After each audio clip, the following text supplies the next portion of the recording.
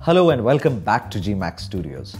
पिछले कुछ हफ्तों से हमारी बात चल रही है कि कैसे हम अपनी फोटोग्राफ्स पे और ज़्यादा क्रिएटिव कंट्रोल पा सकते हैं। पिछले हफ्ते हमने देखा कि कैसे शटर स्पीड फोटोग्राफ्स को असर करती है।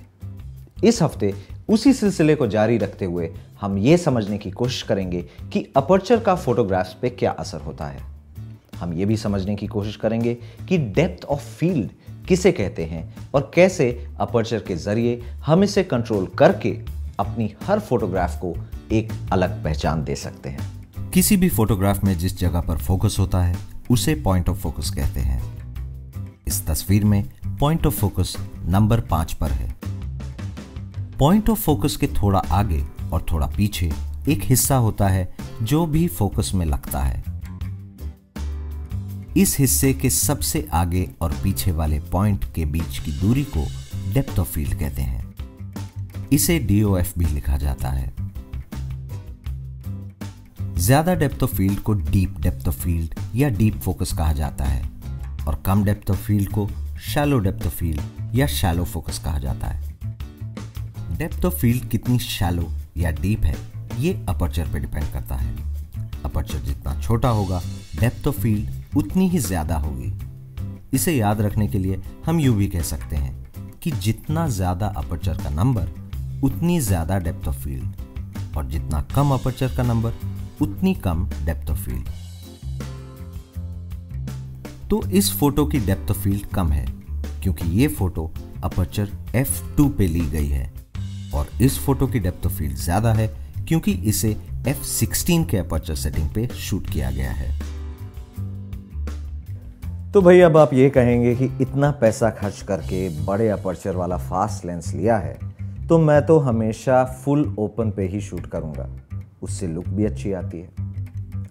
वेल, बात तो आपकी सही है और सही नहीं भी, क्योंकि डेप्थ ऑफ फील्ड भले ही वो ज्यादा हो या कम हो, हर तस्वीर में उसकी अपनी एक जगह होती है। हमें बस इसका इस्तेमाल करना आना चाहिए। डेप्थ ऑफ फील्ड का इस्तेमाल हमें ये सोच के करना चाहिए कि हम फोटोग्राफ में कितना दिखाना और कितना छुपाना चाह रहे हैं। आमतौर पे लोगों की फोटो या पोर्ट्रेट लेते वक्त हम डेप्थ ऑफ फील्ड को कम रखते हैं ताकि ध्यान सब्जेक्ट पे बना रहे और बाकी चीजें डिस्ट्रैक्ट ना कर सकें। इसी तरह आमूमन लैंडस्केप या सीनरी की फोटो लेते वक्त हम डेप्थ ऑफ फील्ड ज्यादा रखते हैं ताकि उस नज़ारे की एक एक चीज हमें साफ दिखाई दे। मगर हर चीज की तरह इसमें भी कुछ एक्सेप्शंस होते हैं। अब मान लीजिए आप एक बड़े ग्रुप की फोटो ले रहे हैं।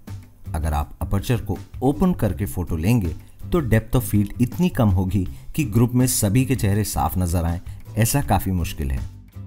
इसीलिए हमें अपर्चर को छोटा करके या स्टॉप डाउन करके ये तस्वीर लेनी होगी ताकि डेप्थ ऑफ फील्ड बढ़ जाए और सबके चेहरे कुछ हद तक तो पहचाने जा सकें। तो कभी कभी सही डेप्थ ऑफ फील्ड का इस्तेमाल क्रिएटिव फैसला ही नहीं बल्कि एक जरूरत बन जाता है। इसका मतलब हर सिचुएशन में हमें शूट करने से पहले समझना होगा कि हम कितना छुपाएं और कितना दिखाएं। इस तस्वीर को पहले मैंने 4.5 के अपर्चर पे शूट किया, ये सोचकर कि इन पत्थरों पे जो प्रार्थनाएं लिखी हैं उन पर फोकस रहेगा तो अच्छा लगेगा। फिर ध्यान आया कि अगर बैकग्राउंड में जो मोनास्ट्री है अगर वो भी दिख जाए तो शायद इन पत्थरों का मतलब ज्यादा समझ में आएगा। तो मैंने अपर्चर छोटा करके f20 कर दिया और ये तस्वीर ली। अब इन दोनों फोटो में कौन सी बेहतर है, कौन सी ज्यादा कहानी बयान करती है, इनमें सही या गलत कुछ नहीं है। ये फैसला सिर्फ फोटोग्राफर के हाथ में है। चलिए एक और फोटो देखते हैं। ये तस्वीर f1.8 पे खींची गई है, मगर फिर लगा कि ये तस्वीर कहाँ खींची गई है ये थोड़ा साफ हो जाए तो शायद और अच्छी लगेगी। इसीलिए अपर्चर को थोड़ा सा दबाकर f4 पे दोबारा शूट किया। अब दोनों ही तस्वीरों में सब्जेक्ट पर कुछ ज्यादा असर नहीं हुआ, मगर f4 पे खींचने से पीछे रखा लैंप और पेंटिंग्स ज्यादा क्लियर हो गईं और फोटो का फील बदल गया। अपर्चर के अलावा कुछ और भी चीजें हैं जिनका असर डेप्थ ऑफ फील्ड पे पड़ता है, मगर उनके बारे में हम आने वाले एपिसोड्स में बात करेंगे। तो हालांकि डेप्थ ऑफ फील्ड के बारे में कोई ऐसे ठोस नियम नहीं है जिनको अगर हम फॉलो ना करें तो हमारी तस्वीरें खराब आएंगी, लेकिन अगर हम इसके बारे में ध्यान रखें तो रोजमर्रा की फोटोग्राफ्स भी और ज्यादा कुछ कह सकती हैं। तो एक बार फिर वही सवाल उठता है कि अपर्चर को कंट्रोल कैसे किया जाए, और जवाब शायद आप समझ ही गए होंगे, कैमरे के अपर्चर प्रायोरिटी मोड से। अपर्चर प्रायोरिटी मोड में जाने के लिए हमें निकॉन कैमरास पर ए मोड में जाना पड़ता है और कैनन कैमरास पर AV मोड में जाना पड़ता है।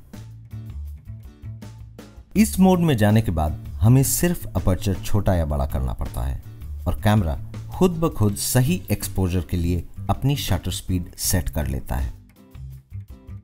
तो क्यों ना हम अपने कैमरास को अपर्चर प्रायोरिटी मोड पे सेट करें और देखें कि अलग अलग अपर्चर्स पे शूट करने से हमारी तस्वीरों पर क्या असर पड़ता है। चलिए, तो हम लोग समझ चुके हैं कि अपर्चर प्रायोरिटी मोड और शटर प्रायोरिटी मोड का कब और कैसे इस्तेमाल करते हैं। अगले एपिसोड में हम डिस्कस करेंगे कि कैमरे के बाकी मोड्स को कब और कैसे इस्तेमाल करना चाहिए। मैं बात कर रहा हूं प्रोग्राम या ऑटो मोड की, और उस मोड की जिसका नाम सुनते ही अच्छों के पसीने छूट जाते हैं। जी हां, अगले एपिसोड में हम मैनुअल मोड के बारे में भी डिस्कस करेंगे। हमारे वीडियोस को शेयर कीजिए। अगर कोई सवाल पूछने हो तो नीचे कमेंट सेक्शन में पूछिए, और सबसे ज़रूरी बात, हमारे चैनल को सब्सक्राइब कीजिए।